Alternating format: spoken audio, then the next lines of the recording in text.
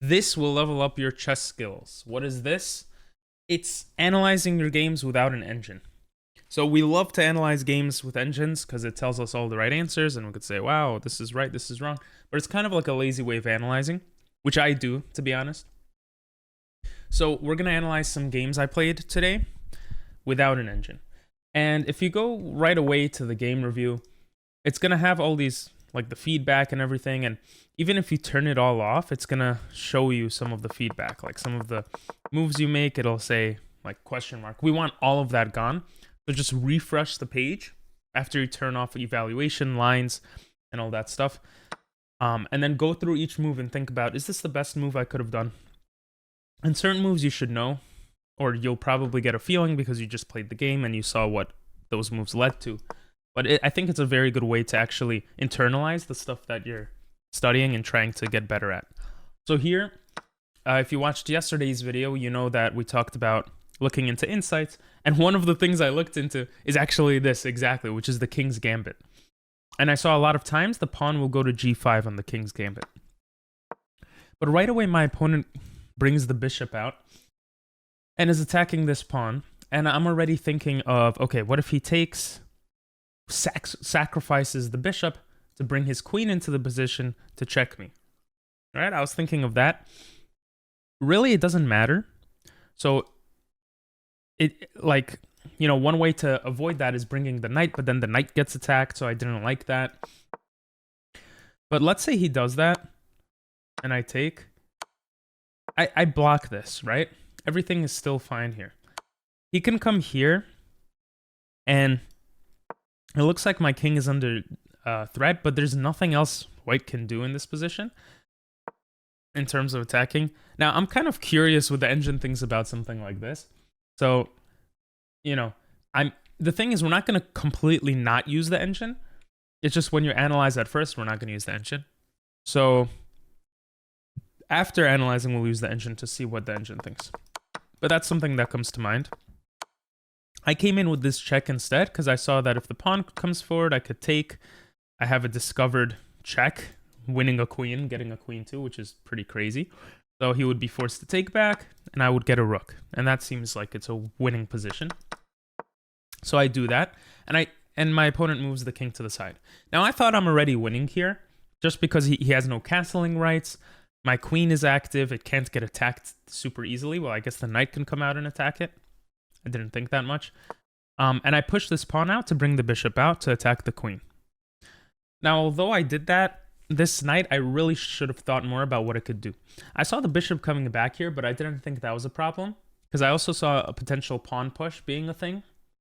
But my opponent here takes control of the full center and attacks the pawn here with his bishop. Now, at this point, I want to develop more of my pieces, which is why I end up moving my bishop out, continuing my plan from before, and attacking his queen. But in reality, this move I should have thought about a lot more, because I'm giving my opponent 2 moves to do something by pushing this pawn forward and then bringing the bishop out. So during those 2 moves, what can my opponent do? This knight move actually looks annoying to deal with. I should have seriously considered it. I could maybe pin the knight to the queen. That could have been a possibility. But then the pawn pushes, and does my queen just stay in the corner here while he develops his other bishop? And he has control of 2 bishops like down the board. That looks kind of annoying. And then I have all of this stuck, right? Like, these are the things I'm thinking of right now. I didn't think of this in the game as much because it's timed and stuff like that, right? I'm not sure.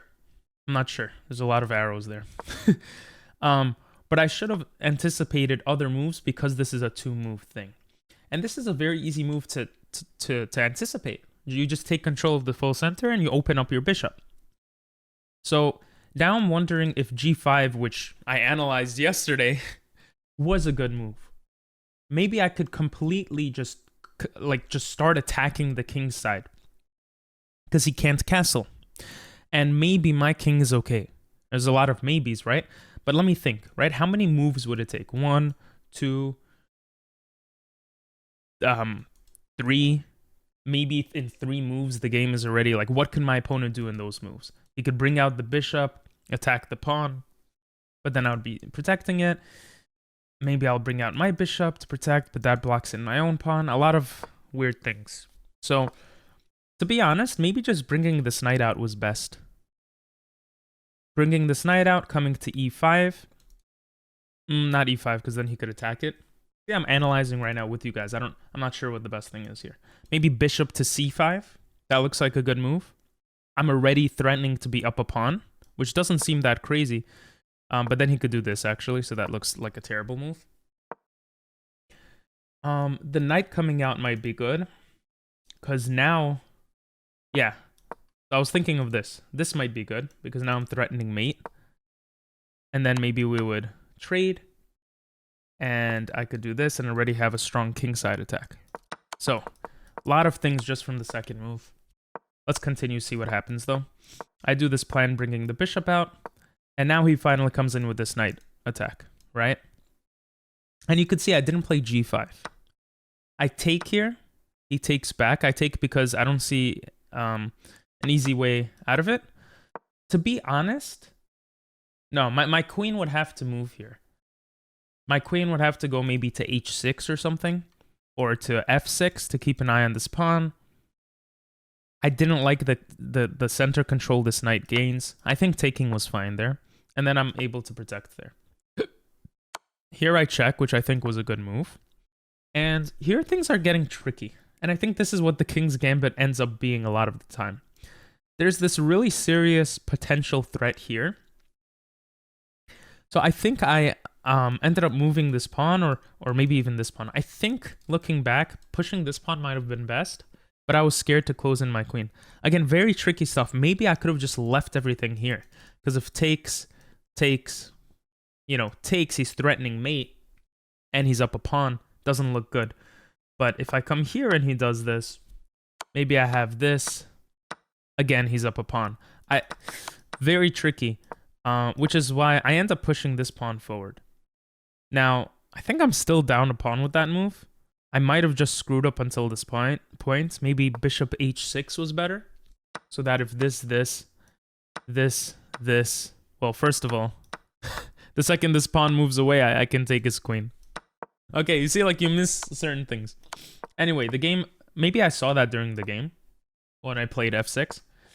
I develop my knight, which I think is fine, and I castle, which I think is fine. I get my king to safety, so this is no longer a very scary threat.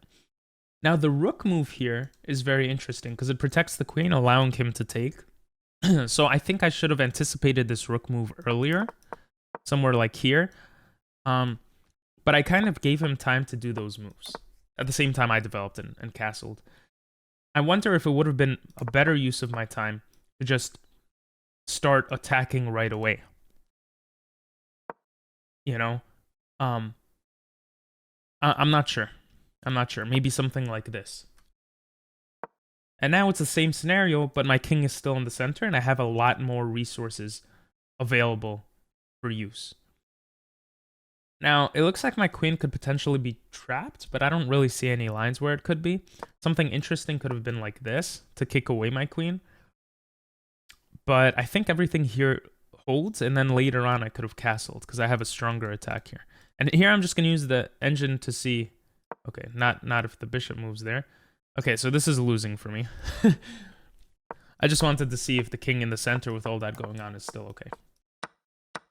Anyway, this is what ends up happening. I take his queen, which I think is necessary for him to take back and for me to take the pawn. So we end up being even in material. Now my knights are protecting here, which is nice, but he has a strong center. He attacks my knight. I move my rook to the side. So it takes center control, and I move my king.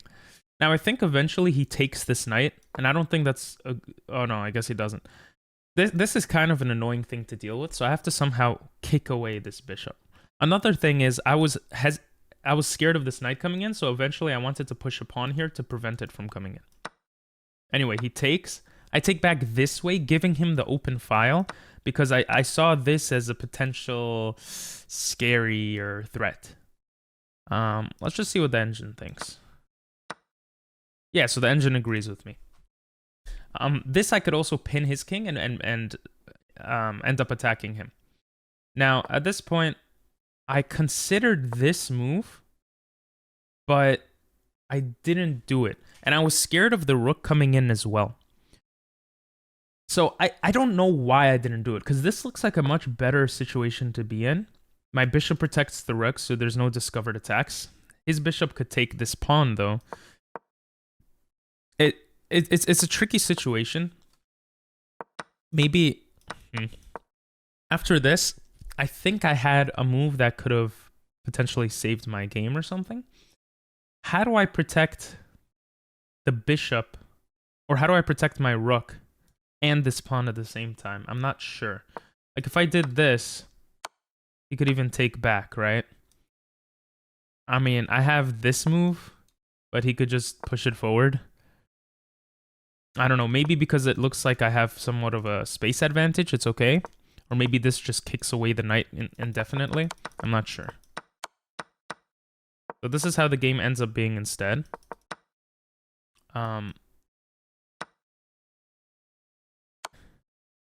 Yeah, I get rid of my bishop to get his bishop, because his bishop seems very annoying to me there. And I try to go for this trade where, yeah, and I was hoping for something like this, because it stops the knight coming in. One thing in chess, try not to hope for things, right? Try to think of what your opponent's best move is. And I ignored the knight's ability to get into the position and ruin the game for me. So we're not going to analyze every single part here, just because we're not. But this is how the game progressed. And over here, I would say it's still a little bit even, still a little bit okay. I'm definitely losing. I considered this move, but after this, I didn't see how to progress forward from that move. Maybe something like this, but it's very tricky. Like, how do I stop this pawn? I'm not so sure. Like, I don't know. Or actually, maybe I had this check. Whatever. So that's how the game progressed. And then I tried to push this pawn forward. I started playing super fast for some reason, and I think that was my biggest mistake. I just didn't calculate stuff. The second I saw he could take this because of that, I was like, you know what? I'm just going to push the pawn forward, but it's not a good strategy. It's just not a good strategy. Now, something smarter might have been bringing the rook up, but still, there's no way for me to protect. Ooh, this is actually interesting. He can't go anywhere in front. So maybe that was a possibility, but he has too many pawns at this point, and the knight, that I think I screwed up. Okay, now I'm curious, right? So let's use the engine. Let's see what the engine thinks. And we could even press review. Okay, I did end up losing this game. So we had a bunch of book moves. Even the queen move was a book move. All of this was a book move. I didn't realize even pushing the pawn forward was a book move. He takes full control of the center, and I come with this move. I suppose the knight move makes more sense because he has this move looming at all times, kind of. Like, what if he does this? How do I deal with that? It says to go g4. Wow. Right, that makes sense. He can't take back the bishop. That's pretty crazy. And I could even take this, right? Wow, look at that. Look how crazy that looks. Jesus Christ, that looks crazy. Anyway, I considered very little that move of letting my queen die so I could take his queen. And yeah, taking here was bad. Right, tempo, right? I gain a tempo. I gain time by bringing this knight out. Keeping the tension a lot of times is good. And why does this work? Because I end up taking this and threatening this. And if he takes here, I could even take this or take this. This is threatening to take the rook, which is why that doesn't work. So a lot of interesting stuff. And with queens off the board, it makes for with queens off the board, it makes for a different type of game, right? Yeah, this whole time I could have threatened this. And if he pushes, I'm assuming I could come here threatening this. Computer says going e5 is the better move. I guess bringing the knight into the game. What happens if he's up a pawn? That looks... Oh, he's not up a pawn because he gambited a pawn in the beginning. I'm stupid. You could start kicking out this bishop. Okay. Interesting. Yeah, I didn't see a lot of these lines. Keeping the tension, I think, is the biggest lesson from this, though, that I should have seen when analyzing. I really should have seen it. Yeah, and here, I was talking about how this is... You know, this was interesting. I thought that the check was the best move. It was. But here, just bringing the other knight into the game. Bring the other knight into the game. Because if you come here, I mean, this is what I see. Threatening this, threatening the queen. You know, the queen is forced backwards possibly, right, to defend. And it gives me an extra turn to bring another piece into the game possibly. Well, not in this case, because not right away, because the knight's under threat. Aha. Okay, wait. That queen move kind of... I see. That queen move lets me do this, because if takes, I have g2. Oh my god, that's a crazy move. That's insane. Very interesting. Very, very interesting game. So this knight could have came in handy a lot. Now, I know it takes a lot to go through this stuff, and I'm not doing the best job, and you might not be doing the best job. Ooh, look, that king move was the best. Yeah, bringing my knight in. Again, bringing the knight in from the side to help seems like a common pattern here. Very interesting stuff. Here I'm just trading, and here I blunder. How does this save the pawn? Knight f6 attacks his bishop and almost traps it?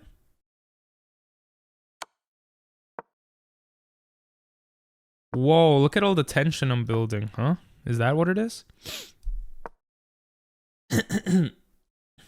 And if he comes here, I have a discovered check, right?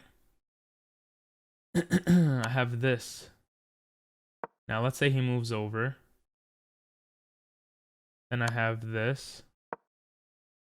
This. What is this? Almost a checkmate? Jesus Christ.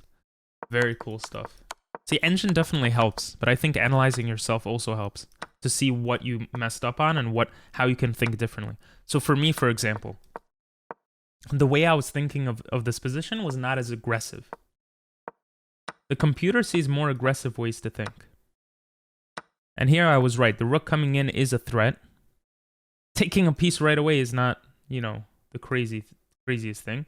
And this knight gets trapped. A lot of times in these games, pieces get trapped. That's where I screw up on. See, here I don't have a rook. Very interesting stuff. And it said go a6 to stop the knight threat. Interesting. Anyway, I go there. I try to go for this trade, and of course, this pawn move is not good. Now, this is the move I considered instead, but I was losing here anyway.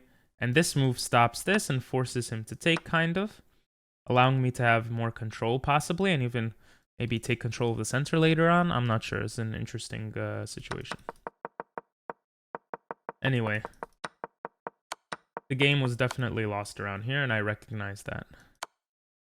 But this stops him from coming in, and I'm still protecting the pawn. Interesting, interesting.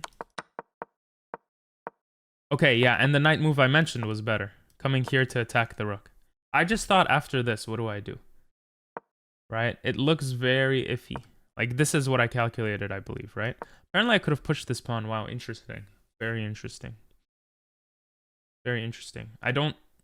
Oh, I guess it's that big of a threat. Let's say he just moves the pawn forward. Well, he can't because of my knight. Let's say he comes here to move the pawn forward. I can just move this forward. If I want to come here, I have a discovered check. That's why that doesn't work. I probably have this. I have this, winning the rook. Yeah, that's definitely right. Very interesting. See, I'm not aggressive. I don't know how to counter attack well enough. I think that's my biggest mistake in chess. Now, for the rest of these 3 games, we're not going to go into depth of the analysis with the engine because it takes a long time.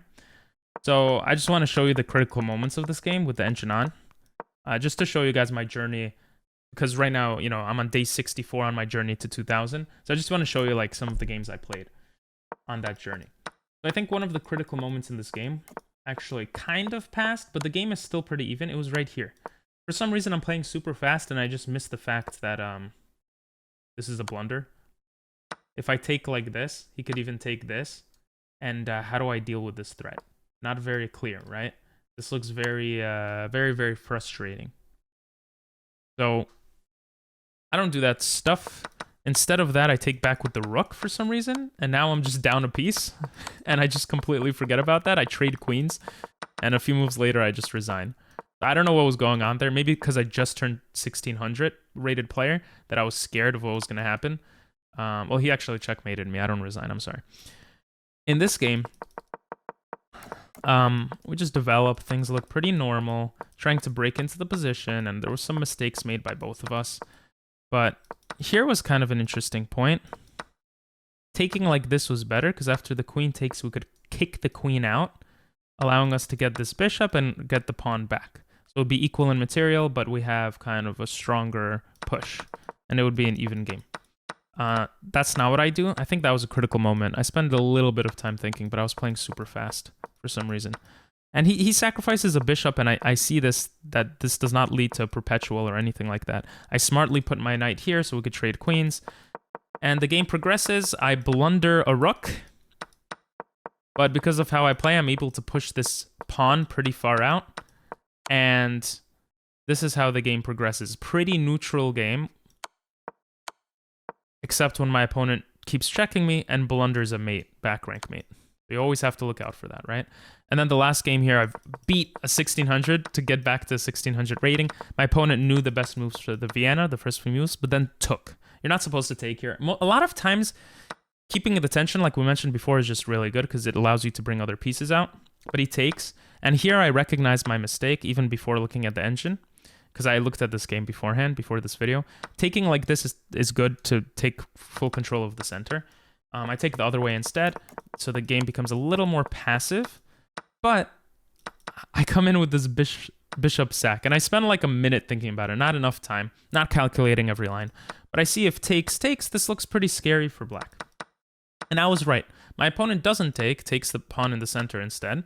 I take, he takes, I bring the bishop back, attacking the queen, and we end up trading everything because I don't see a good way to go through it, right? I felt like I didn't really have an attack. Bishop protects here, so I attack the queen, moves the queen to the side, bring my bishop. I'm trying to like kind of have a back rank mate possibility here. Not with the rook here, obviously, but if it was able to get somewhere. And the game progresses like this, and I made some mistakes, but at a certain point, I'm able to capitalize on how fast I'm playing too, and I'm up a pawn, and I try to bring my king over. I come here because this is winning. He can't promote. And my opponent has almost no time, and tries to go for the perpetual. And I try, runs out of time. So hope you guys enjoyed today's video. Remember to try to review your games without an engine first. It could take a long time, as you saw with my first game. But if you do like 1 or 2 games, then it's fine. 1 or 2 games a day. That's probably something you could learn a lot from. And I'm going to try to keep doing that too.